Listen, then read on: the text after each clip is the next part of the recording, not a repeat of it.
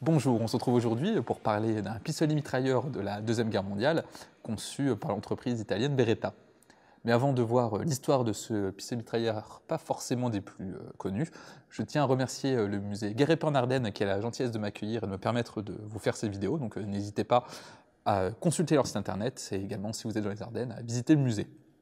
Un grand merci également à mes tipeurs qui me permettent de poursuivre mon travail. Donc si vous le pouvez, n'hésitez pas à les rejoindre si c'est possible.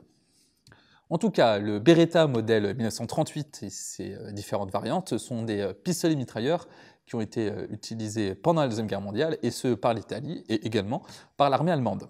Et ces armes ont été plutôt appréciées par les troupes grâce à leur bonne maniabilité. Dans les années 30, l'Italie souhaite adopter un pistolet mitrailleur pour son armée et on confie la tâche à Beretta et plus particulièrement à l'ingénieur Tullio Marangoni qui avait conçu de nombreux prototypes de pistolets mitrailleurs dans les années 20. Il avait notamment travaillé sur le Villar Perosa modèle 1915 après la Première Guerre mondiale pour le convertir en un pistolet mitrailleur plus classique, car à la base, l'arme dispose de 2 canons et de 2 systèmes d'alimentation jumelés, car elle était censée être destinée au combat aérien. En 1935, le développement de ce qui deviendra le modèle 1938 commence, et Marangoni va s'inspirer de la carabine modèle 1918-30 développée par Beretta.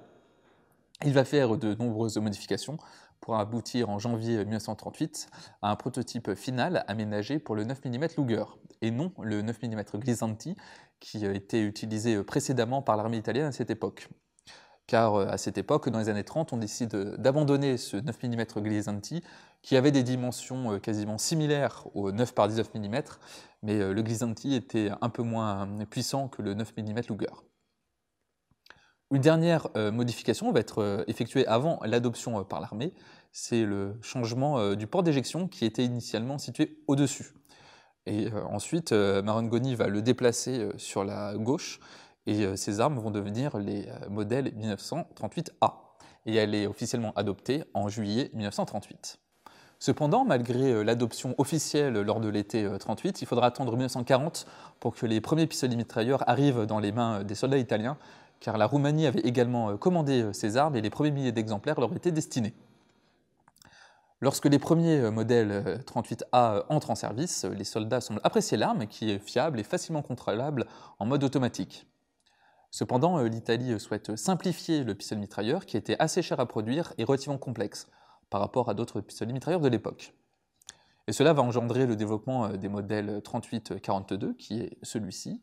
On a également un 38-43, puis un 38-44, qui sont des versions simplifiées du pistolet mitrailleur. Mais nous verrons ces différences dans quelques instants. D'ailleurs, les différentes variantes des Beretta 1938 seront souvent produites en parallèle. Ainsi, on a des modèles A produits après 42, et pour écouler toutes les pièces, on peut trouver des variantes hybrides qui comportent des pièces un peu de tous les différents modèles. Et en tout, c'est environ 1 million de pistolets mitrailleurs qui ont été fabriqués, et la production a continué après la Deuxième Guerre mondiale, et ce, jusque dans les années 70, et c'était surtout pour l'export vers des pays d'Amérique du Sud ou d'Afrique du Nord.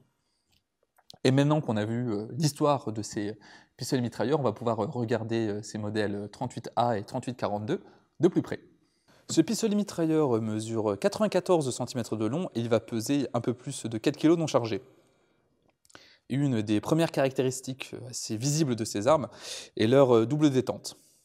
La queue de détente à l'avant est pour le mode semi-automatique et celle à l'arrière est pour le mode automatique, et elle est striée, ce qui fait que même dans le noir, on peut très facilement savoir laquelle des deux détentes est pour le mode automatique. D'ailleurs, dans ce mode-là, l'arme tire à environ 600 coups par minute. La sûreté, elle, est de ce côté-ci, avec une position S et F. On a également en bas notre bouton d'éjection du chargeur, qui est cette pièce-ci. On va l'enlever. Il est un peu serré sur ce modèle-là. Hop là. Sur les premiers 1938, le chargeur était de 20 cartouches, puis Beretta a développé des modèles avec une capacité de 30 et 40 cartouches. Et sur le modèle 38A, qui est celui-ci, on a un volet qui va couvrir le pied du chargeur pour le transport et éviter qu'il y ait des débris ou la poussière qui rentre dedans. Pour simplifier la production sur les autres variantes, on a enlevé cette fonctionnalité. Les organes de visée sont assez classiques. On a un guidon à l'avant. Sur les 38A, on a une hausse que l'on peut régler jusqu'à 500 mètres. Sur la 38-42, on a quelque chose de beaucoup plus basique. On a juste une hausse qui pivote, un peu comme sur un MP40. Le canon, lui, va mesurer 315 mm sur les 38A et uniquement 216 mm sur le 38-42.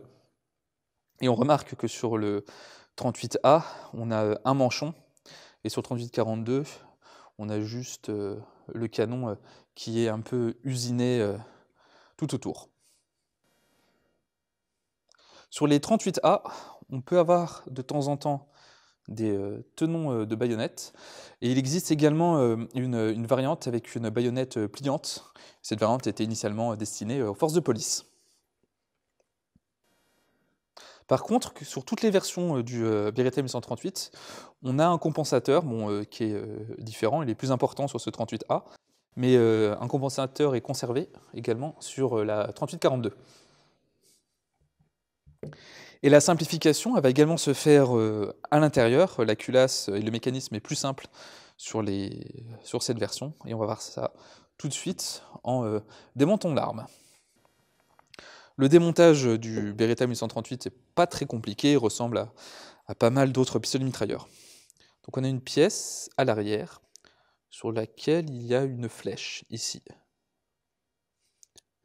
Et l'objectif, c'est d'appuyer sur le bouton et de faire tourner toute cette pièce pour que la flèche soit à la verticale. À ce moment-là, on peut la retirer. Et on va retirer l'ensemble qui va contenir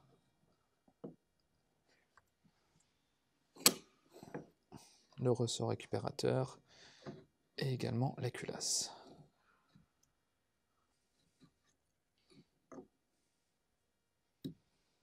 La voici. Donc de prime abord, c'est une culasse qui semble assez classique, mais finalement elle est plus complexe que sur la plupart des autres pistolets mitrailleurs. En effet, sur les 38A, le percuteur n'est pas fixe, il va être activé par l'éjecteur qui va frapper cette pièce qui dépasse, et qui est en fait une sorte de marteau, car c'est quand l'éjecteur va la frapper que le percuteur va sortir pour assurer la mise à feu. Et ce système permet de s'assurer que la cartouche sera percutée au bon moment, c'est-à-dire quand la culasse est parfaitement verrouillée, que la cartouche est bien dans la chambre. Et c'est la raison pour laquelle on va avoir une pièce supplémentaire ici qui est striée. Et malheureusement, sur celle-ci, je ne vais pas pouvoir la sortir, mais ça va nous donner accès en fait au percuteur et à son marteau.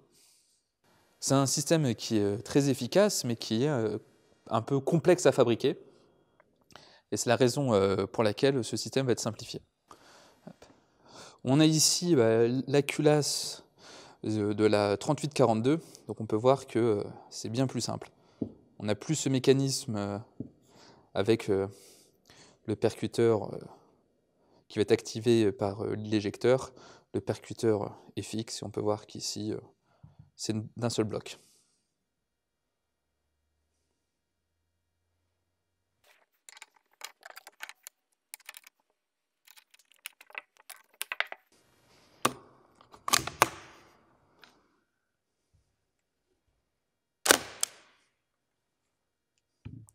Les Beretta modèle 1938 ne font pas partie des pistolets mitrailleurs les plus connus de la Deuxième Guerre mondiale, mais ce sont des armes qui n'ont rien à envier aux autres pistolets mitrailleurs.